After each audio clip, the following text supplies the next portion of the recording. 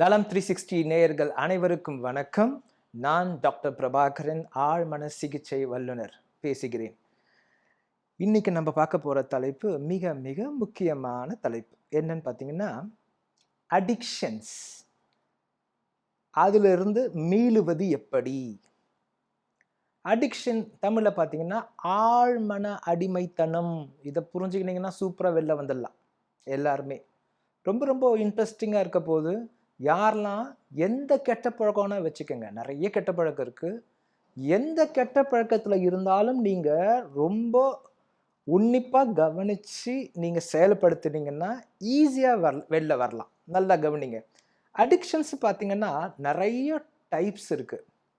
Major பார்த்தீங்கன்னா smoking, புகைப்பிடித்தல், drinking, குடிப்பழக்கத்து அடிமையாகுதல். அப்புறமா மற்றதெல்லாம் என்ன இருக்குது? ட்ரக்ஸ் இருக்குது. இதெல்லாம் உங்களுக்கு தெரியும். போதை பொருட்கள்லாம் உங்களுக்கு தெரியும்.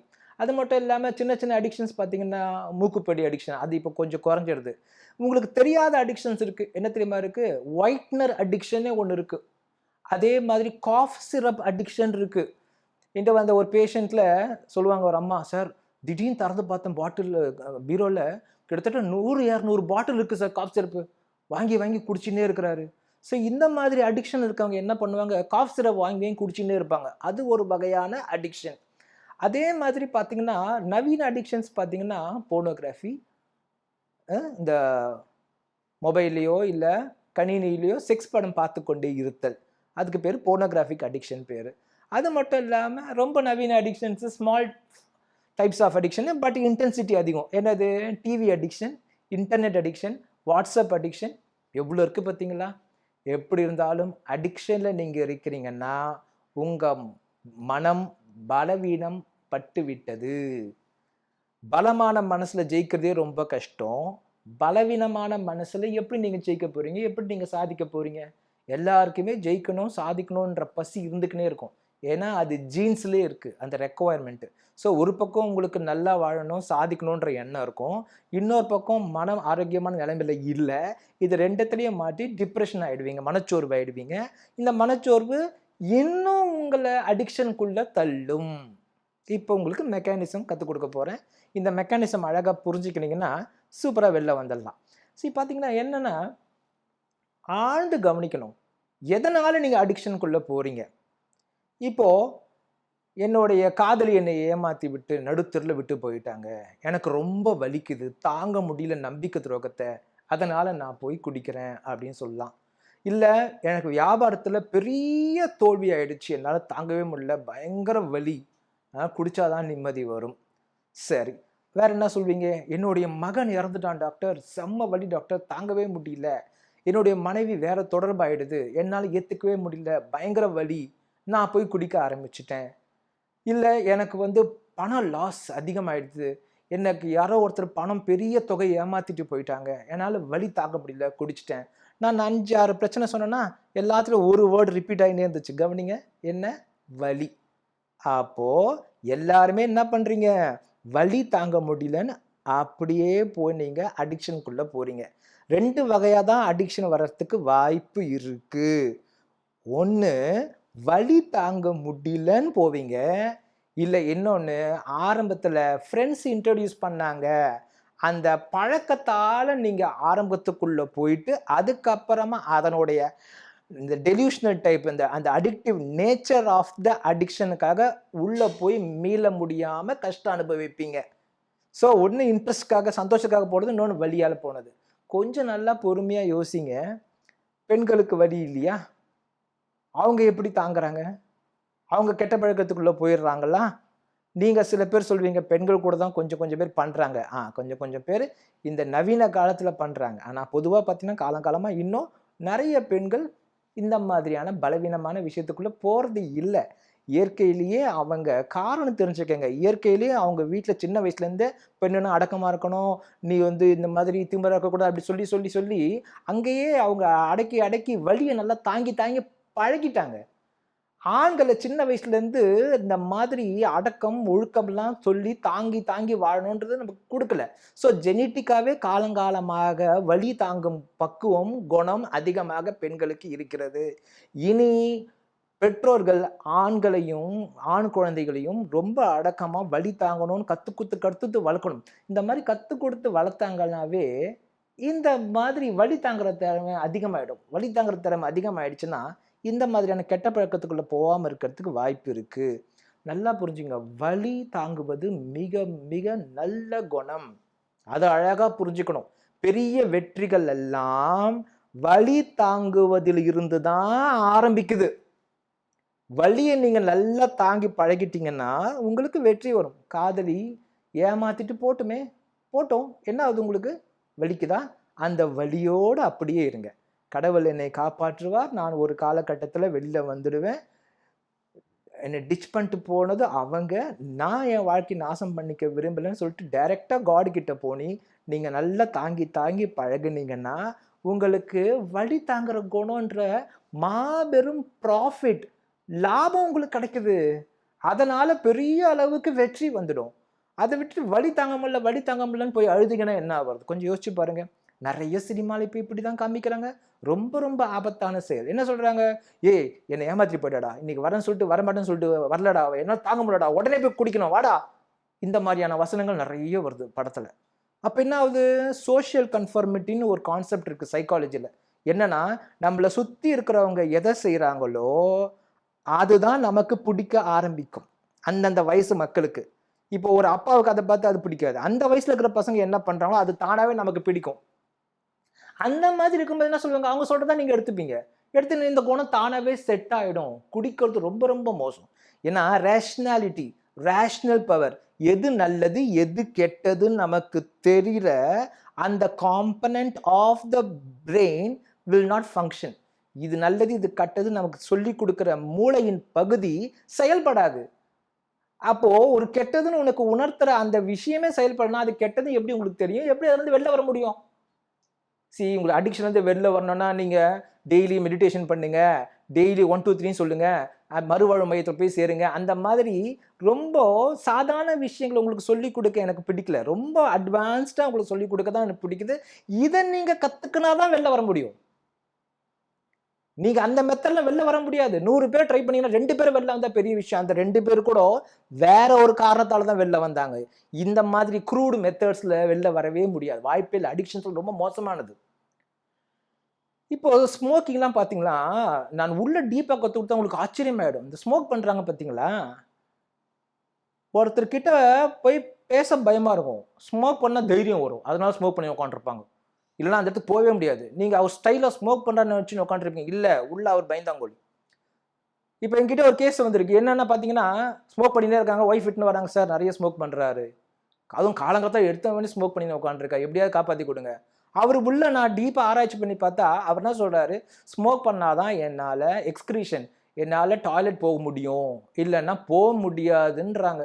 நிறைய பேருக்கு இந்த பிரச்சனை இருக்கு.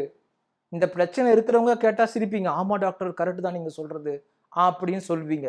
ஸோ அப்போ நிறைய பேர் ஸ்மோக் பண்ணாதான் டாய்லெட் விடுமா? இது என்ன புதுசாக இருக்குது?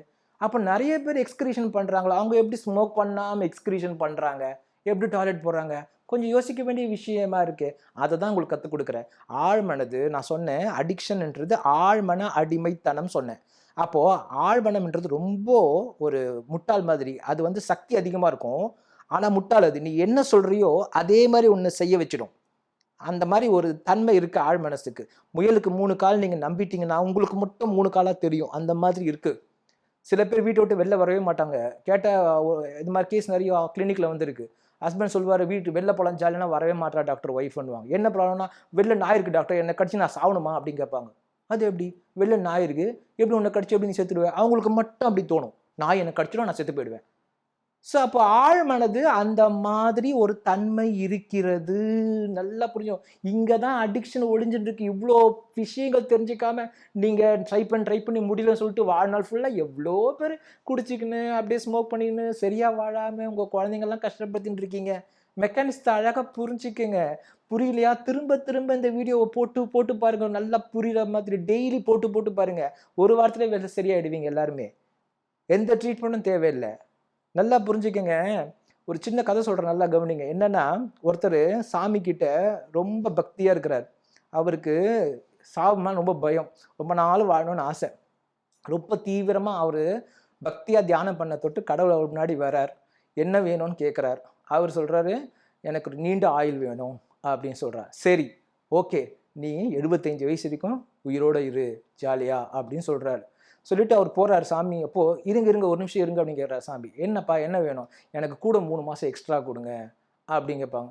75 வருஷம் இன்னும் 3 மாதம் அந்த மாதிரி கொடுங்க அப்படின்றார். ஏன் அப்படி கேட்குற அப்படின்னு கேட்குறாங்க. இல்லை, எனக்கு திடீர்னு சாவ பிடிக்கல, ஒரு 3 மாதத்தில் நான் மனசு தேத்தின்னு மெதுவாக சாவேன் அப்படின்னு சொன்னார். அப்போ என்ன கொஞ்சம் யோசிச்சு பாருங்க, 75 வருஷம் 3 மாதம் ஆனால் அப்பவும் திடீர்னு தானே சாவுறாங்க இல்லையா? அது அவருக்கு புரியல. இதை ஏன் உங்களுக்கு சொன்னேன், நீங்கள் அடுத்த மாதம் நான் விட்டுறேன் கெட்ட பழக்கத்தை, அடுத்த மாதத்துலேருந்து அடிக்ஷன்லேருந்து வெளில வரேன், இன்னொரு 3 மாதத்தில் அடிக்ஷனை வெளில வர ட்ரை பண்ணுறேன், இப்படியே தள்ளி போடுறீங்க, நடக்காது. அவரை மாதிரியே தான் இருப்பீங்க நீங்களும். அடிக்ஷன்லேருந்து வெளில வரணும், நல்லா தெரிஞ்சுக்கோங்க. Snapshot time. இந்த செகண்டில் முடிவு பண்ணி உடனே வெளில வர்றது தான் அடிக்ஷனில் வெளில வர்றதுக்கான சரியான வழி. இல்லை, எனக்கு இனிமேல்ட்டு வேண்டாம் அப்படின்னு சொல்லிட்டு நான் கொடுக்குற இந்த மெக்கானிசத்தோட டீப்பாக உள்ளே எடுத்து மெடிடேஷன் பண்ணி நல்லா ப்ராக்டிஸ் பண்ணினே இருந்தீங்கன்னா உடனே வெளில வந்துடலாம். இல்லைன்னா முடியாது. சரி, அடிக்ஷன்லேருந்து உடனே வெளில வர முடியுமா? சான்ஸே கிடையாது. யாராலும் பண்ண முடியாது. இந்த மெக்கானிசத்தில் முடிவு பண்ணி செஞ்சாதான். அப்படி இல்லாமல் வெறும் சாதாரண மெடிடேஷன் பண்ணிட்டு இருக்கிறது, டெய்லி 1 2 3 சொல்லி உட்காந்துருக்கிறது, ரூமில் உள்ளே வச்சு பூட்டு போட்டுடுறது, மறுவாழ்வு மையத்தில் போய் சேர்த்து விடுறது, அதெல்லாம் மறுவாழ்வு மையத்திலாம் சேர்ந்து எவ்வளோ கேஸ் கிட்ட வந்து சரியாகாமல் கஷ்டப்பட்டு அழுது சரி பண்ணியிருக்காங்க. சில மறுவாழ்வு மையத்திலலாம் சரியாகவே ட்ரீட்டே பண்ண சொல்லி அழுதுருக்குறாங்க. ட்ரெஸ் எல்லாம் கைட்டி போட்டு டெய்லி அடிப்பாங்களாம். இனிமேல் குடிப்பியா அப்படின்னு அடிச்சுனே இருப்பாங்களாம். இது என்ன மாதிரி ஒரு மறுவாழ்வு மைய சிகிச்சை இது?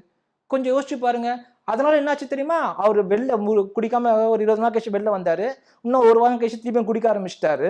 கூட என்ன தெரியுமா ஆச்சு? இந்த மறுவாழ்வு சிகிச்சை ட்ரீட்மெண்டால அவர் மனைவியை வெறுக்க ஆரம்பிச்சிட்டார். காரணம், இவ தான் மறுவாழ்வு மையத்தில் சொல்லி என்னை பிடிச்சி கொடுத்தா, போலீஸில் பிடிச்சி கொடுத்தா மாதிரி அவர் நினைக்க ஆரம்பிச்சு அந்த மாதிரி வெறுக்க ஆரம்பிச்சிட்டார். கொஞ்சம் யோசிச்சு பாருங்க எல்லாரும். உங்களுடைய மூளை என்னதான் 6 அடி மனுஷனா இருந்தாலும் 1.5 கிலோ மூளை தான். அந்த மூளையோட இயக்கத்தை ஆழமாக புரிஞ்சுக்குன்னு நீங்கள் ப்ராக்டிஸ் பண்ணிங்கன்னா அந்த 1.5 கிலோ மூளையை வச்சு நீங்கள் கோட்டீஸ்வரர் ஆகி ரொம்ப நிம்மதியாக சந்தோஷமாக வெற்றிகரமாக வாழலாம். அதை நீங்கள் புரிஞ்சிக்காமல் தாறுமாறாக இயக்குனீங்கன்னா இதுலேருந்து வெளில வர்றது ரொம்ப சான்ஸே இல்லாமல் கஷ்டம்தான் அனுபவிப்பீங்க. ஸோ நல்லாவே புரிய வச்சுட்டேன். ஸோ அப்போ இதில் இன்னும் ஒரு முக்கியமான பங்கு இருக்குது. என்னென்னா, கூட இருக்கிறவங்க அவங்க எப்படி இவரை கையாளணும். That is very very important. அதுவும் தப்பு பண்ணுறாங்க. ஒருத்தர் அடிக்ஷனில் போயிட்டார்னா அவருடைய, நல்லா புரிஞ்சுக்கோங்க, அடிக்ஷன் போயிட்டாருன்னா ஆழ்மன அடிமைத்தனம் சொன்னேன். ஆழ்மன அடிமைத்தனவுக்கு நல்லது கெட்டது தெரியாது, அவர் பண்ணுறதான் கரெக்டுன்னு சொல்லிகிட்டே இருக்கும். அப்போ குடிச்சிக்கினே தான் இருப்பாங்க, வெளில வர வாய்ப்பே இல்லை. ஏற்கனவே அவர் பலவீனமான மனிதனாக மாறிட்டார். குட் ஃபார் நத்திங் சொல்லுவேன் இங்கிலீஷில். யூஸ்லெஸ் பர்சன் ஆகிட்டாங்க. அடிக்ஷனுக்குள்ளே போயிட்டுனா அவங்களால வெளில வர முடியாது, எவ்வளோ ட்ரை பண்ணாலும் முடியாது. அந்த மாதிரி இருக்கும்போது கூட இருக்கவங்க என்ன பண்ணுவாங்க? திட்டிக்கினே இருப்பாங்க எப்போ பார்த்தாலும். திருந்த மாட்டியா, எத்தனை வாட்டி சொல்கிறேன், அறிவில்லை கொஞ்சமா, இவ்வளோ ஆள் வளர்ந்துருக்கிறிய, இப்படி பண்ணாலும் திருந்த சான்ஸே கிடையாது. ஸோ இவங்க மாறணும்னா அன்பாக சொல்லணும், அன்பு காமிச்சிக்கினே இருக்கணும். உங்கள் அன்பு அவருக்கு போய் ரொம்ப ரீச் பண்ணணும். உடனே பார்க்குறவங்க என்ன சொல்வீங்க? டாக்டர் நீங்கள் வேற, எவ்வளோ அன்பு காமிச்சேன், முதல்ல அன்பு தான் காமிச்சேன், 4 நாள் காமிச்சேன், மாறல, அப்புறம் தான் எனக்கு கோவம் வச்சு திட்ட ஆரம்பித்தேன். அதுங்க தான் தப்பு பண்ணுறீங்க. அன்பு காட்டுறீங்க, காட்டும்போது மாறிடுவாங்கன்னு நம்பி காட்டுறீங்க, நடக்கலைன்னா உங்களுக்கு கோவம் வருது. ஏதோ ஒரு வீடியோவில் கற்றுக் கொடுத்தேன், எதிர்பார்ப்பு போட்டால் மூளையில் நடக்கலைன்னா அது வழி கொடுக்கணும். நீங்கள் 4 நாள் மாறிடுவார் அன்பு காமிச்சிங்க, அதனால தான் உங்களுக்கு அதுக்கப்புறம் காட்ட பிடிக்கல. தொடர்ந்து அன்பு காமிச்சுட்டே இருக்கணும். 4 நாள் கணக்கு வைக்கக்கூடாது, எவ்வளோ நேரம் மாற வரைக்கும் காமிச்சுட்டே இருக்கணும். That has a very good great power. எப்பயுமே ஒரு மனிதன் ஒருத்தர் மேலே அன்பு ஆயிடுச்சுன்னா அவனால் எதோ ஒன்றா சாதிக்க முடியும். பியூட்டிஃபுல் ரிலேஷன்ஷிப் இது, லவ் ரிலேஷன்ஷிப். அந்த மாதிரி நீங்கள் அன்பு காட்டணும். அதே மாதிரி எல்லாருக்குமே சொல்கிறேன், ஆணாக இருந்தாலும் பெண்ணாக இருந்தாலும் யார் அடிமையாக இருந்தாலும் உங்களுடைய கணவர் மேலேயோ மனைவி மேலேயோ குழந்தைங்க மேலேயோ உண்மையான அன்பு நீங்கள் டெவலப் பண்ணணும். எல்லாருமே love of the head and ஜீன்ஸில் வாழ்கிறீங்க. ஜெனட்டிக்காக கொஞ்சம் அன்பு வரும், இவங்க மேலே அன்பு காட்டணும், ஏன்னா இவங்க மனைவி, இவங்க கணவன், அப்படி அந்த மாதிரி புரிஞ்சுன்னு அன்பு காட்டுவீங்க. ஹார்ட்லேருந்து காட்டுற லவ் தான் பியூட்டிஃபுல் லவ், உண்மையான லவ். அதை நீங்கள் செயற்கையாக ஃபீல் பண்ணி டெவலப் பண்ணிட்டீங்கன்னா ஈஸியாக கெட்ட பக்கத்து வெளில வந்துடலாம். That is very very easy. So உங்களுக்கு எல்லாமே புரிய வச்சுட்டேன். இந்த மெக்கானிசத்தை ஃபாலோ பண்ணிங்கன்னா ஆழ்மன அடிமைத்தனம் அடிக்ஷன்னா, அந்த அடிக்ஷனுக்கான காரணம் பார்த்தீங்கன்னா வலி தாங்க முடியாமல் போயிருக்கீங்க. சம்மரைஸ் பண்ணுறேன், முதல்ல வலி தாங்குற அந்த ஆப்ஷனை சூஸ் பண்ணிக்கோங்க. வலி தாங்குற அந்த ஆப்ஷனை சூஸ் பண்ணிக்கோங்க. ரெண்டாவது, ஆழ் மனதில் போயிடுச்சுன்னா அதுக்கு எது தோணுதோ அதான் கரெக்டுன்னு நம்போம். அதனால் நீங்கள் கரெக்டாக இது தப்பு இது தப்புன்னு உணர்ந்து வெளில வர பாருங்கள். மூணாவது, உங்களுக்கு பிடிச்ச கன்ஸ்ட்ரக்டிவ் ஒர்க்கில் நல்லா இன்வால்வ் ஆகுங்க. நாலாவது, இந்த ஒய்ஃபு, ஃபேமிலி, ஃப்ரெண்ட்ஸ் எல்லாமே அன்பாக சப்போர்ட் பண்ணுங்க. அஞ்சாவது, ரொம்ப ரொம்ப முக்கியம், டீப் ரியலிஸ்டிக் மெடிடேஷன். ரொம்ப பவர்ஃபுல் பர்சன், எக்ஸ்பீரியன்ஸ்டு பர்சன் கிட்ட நீங்கள் மெடிடேஷனுக்கு போகணும். முதல்ல நீங்கள் எனக்கு இது வேணான்னு முடிவு பண்ணிடணும். முடிவு பண்ணிவிட்டு மெடிடேஷன் கிட்ட கட்டாயம் உள்ளே போகணும். உள்ளே டீப்பாக டெய்லி ப்ராக்டிஸ் பண்ணிங்கன்னா நிச்சயமாக 21 நாளில் எத்தனை வருஷம் நீங்கள் அடிக்ஷன் இருந்தாலும் பரவாயில்ல, நிச்சயமாக வெளிவரலாம். ஓகேவா? ஸோ இந்த வீடியோ உங்களுக்கு பிடிச்சிருந்தா சப்ஸ்கிரைப் பண்ணுங்கள். நன்றி, வணக்கம்.